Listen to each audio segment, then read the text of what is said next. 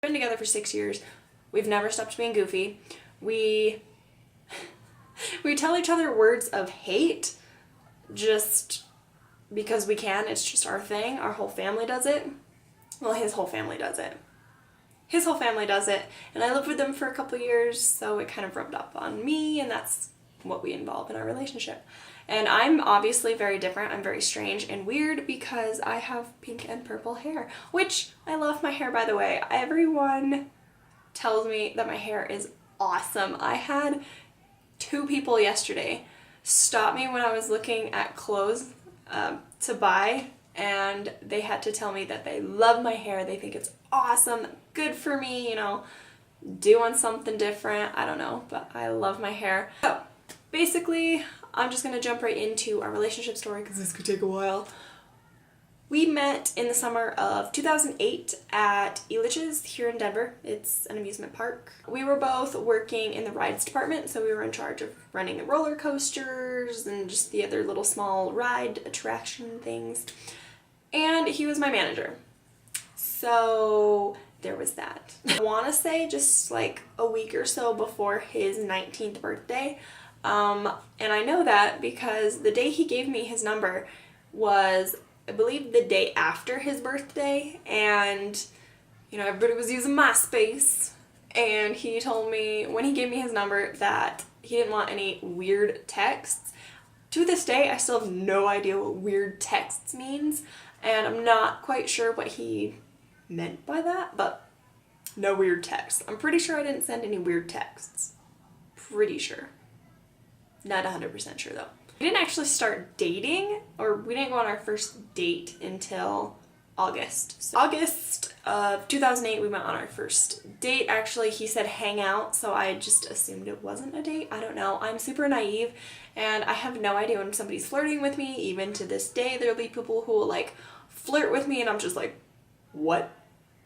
I don't know what you're doing. Just okay. Went to a Chinese restaurant and bowling. And when we went to the Chinese restaurant, he asked me what I wanted to eat. Literally, I had just eaten.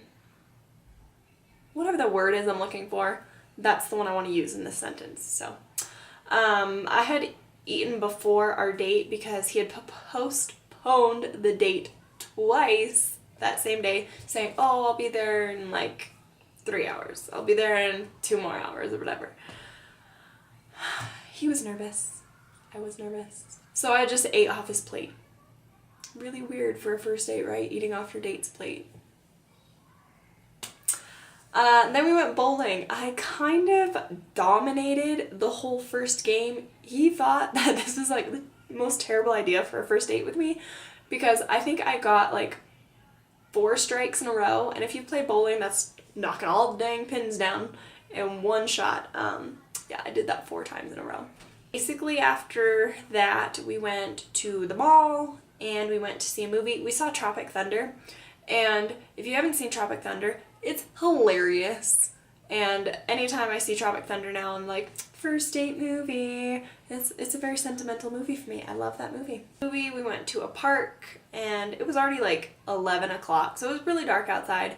So we just like laid in the grass and watched the stars, which seems very cliche, I guess, to lay in the grass and watch the stars, but I loved it. It was fun. It was a great date. Great date. It was only like, you know, my second ever date in my life, but it was awesome. I loved it. Clearly, because I'm still with him. 2 months later, we got into a car accident, like a pretty bad car accident too. What was happening was he was picking me up from a date and we got T-boned. What is this? Is this like time out or something? I don't know. We got T-boned in his car, and basically his side of the car got pushed inwards by about a foot. And if it would have been further forward than it actually was, he probably would have died. And that's really sad and scary to think about, but that's just what happened. And I ended up with a very damaged knee because the center console got pushed into my knee. I think I ended up also cracking a couple ribs because I remember for a good whole month after the accident, it was still really hard to breathe because my ribs were hurting. But I refused any kind of like medical help just because that's what I do. I don't like medical help. I don't know. I did end up passing out on him though at the hospital, which is kind of a weird thing because that's the first time I ever met his family and it's the first time he ever met my mother. So that was kind of an interesting way to meet the parents, right, at a hospital. They got to know a lot about me that night because of some of the questions they asked. Just, it's not really something you want your boyfriend's family to know, just FYI. Very personal. Anyway, I ended up passing out on him. I think I was just really nervous and really scared and just whatever was going on because, well, he had like blood running from his face, he had glass embedded in his forehead and like his hairline and just all that stuff. It was scary and I didn't know what to do. I had never been in a car accident before. I didn't know what to do. I was freaking out.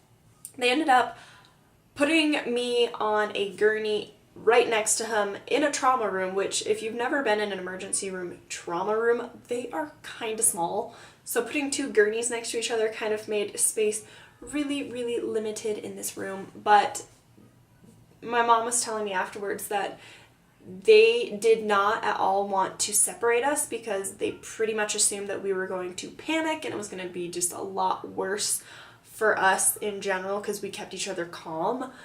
And I think at that point, that was when our families knew that we were super serious about each other. I want to say 3 or 4 months later, I'm doing like ninja hands, 3 or 4 months later, my family wanted to move back to Maine, and obviously we were in Colorado. I was not interested in moving back to Maine, so I told Daniel, and to this day he tells me that he thought I was breaking up with him when I was telling him that my family wanted to move back to Maine. He was like, no, just no, you're not allowed to go.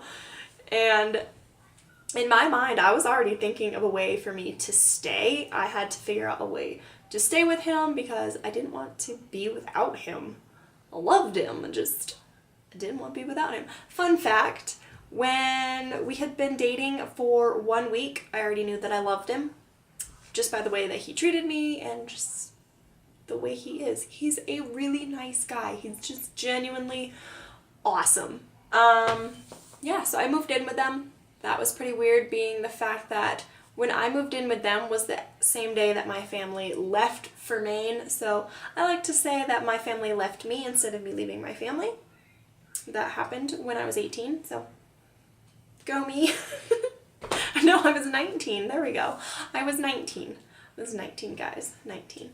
And I had moved in with my boyfriend. We had only been together for, 9 months? Score. I basically went to work back at the amusement park because that was where I knew I could get a job, and I needed a job, obviously. Next summer, after I had moved in with them, I moved in with them May of 2009. So then the next summer, I found out that I was pregnant, and that lasted maybe, I want to say 4 weeks. About a month later, I was pregnant again because we just decided not to protect ourselves, and just that's what happens when you don't protect yourselves and you're very fertile like I am. So I ended up pregnant. That's how we have Lexi. So Lexi, thank you. We had her in April of 2011. So almost like May of every year something has happened, right? April 2011, Lexi was born. She was born a month early. That was pretty scary because she was only 4 pounds and literally like this big. We have a stuffed animal that one of our friends brought to us while I was still in the hospital with her, and it was bigger than her. Oh, this stuffed animal right here was bigger than Lexi when she was born. That's not very big. I mean, compared to my head, this bear is not very big. It was a very interesting turning point. The next month, he actually graduated from college as a chemical engineer, which is crazy to me because he's super, super smart. The way he thinks in numbers is just crazy beyond me because me and numbers, you know, we don't get along. 3 weeks after he graduated college, we moved to Wyoming for his job. He got a job straight out of college, and that was pretty awesome. So yeah, we moved to Wyoming. When Lexi was 18 months, we ended up pregnant with Gabby. It was a very on and off decision. It was very back and forth for like 8 months. It was very back and forth if we were going to have a second baby, if we were going to just keep Lexi as an only child. Clearly, second baby won out because now we have Gabby. In April of 2013, Gabriella was born on her due date, exactly on her due date, which is super exciting because not many babies are actually born on their due date. So that was really exciting to me. I cherished that moment because the whole pregnancy, I was like, how cool would it be if she was born on her due date? And she was. Yes! A couple months ago, we moved back to Colorado, which is super exciting because our goal for when we moved to Wyoming was 3 years. We wanted to be back in Colorado, and pretty much we accomplished that. We ended up moving back to Colorado 1 month before the 3-year mark. So that was really exciting, and I'm super happy. I'm super glad that we're back. We see family a lot, and I really like it. I love his sisters. They're awesome. I can't wait to see, what else is in store for us. Well, that is pretty much our relationship story. I hope you guys found it slightly entertaining. Maybe you have some questions. If you do, put them down below. I will answer them. I promise. Hugs from my family to yours. I will see you next time.